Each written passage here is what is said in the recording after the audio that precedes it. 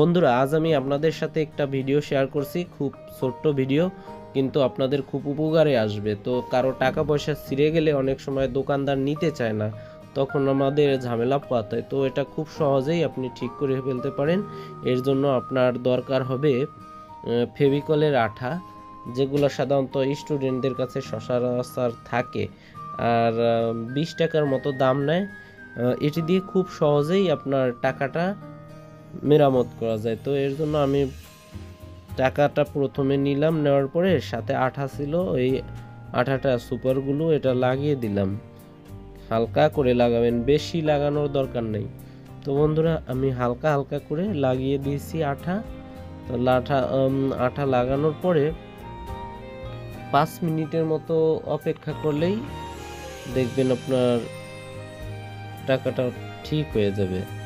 মানে বেশি ঘষা মাজা করার দরকার নেই, ঠিক আছে? এভাবে রেখে দিলে আপনার আঠা যখন শুকিয়ে যাবে তখন একদম মনেই হবে না যে টাকাটা ছেঁড়া ছিল। আমি এই পাশেও লাগিয়ে দিলাম। তো বন্ধুরা, সকলকে আমি একটা কথা বলতেছি কি, টাকা পয়সা একটু আমরা খেয়াল করে রাখবো যাতে সহজে ছেড়ে না বা নষ্ট না হয়। কেন আমরা এই টাকা পয়সার জন্য প্রচণ্ড পরিশ্রম করি, যার টাকা নাই সেই বোঝে, একবেলা খেতে না পায়। তো ভিডিওটি যদি কাজে আসে শেয়ার করে দিবেন।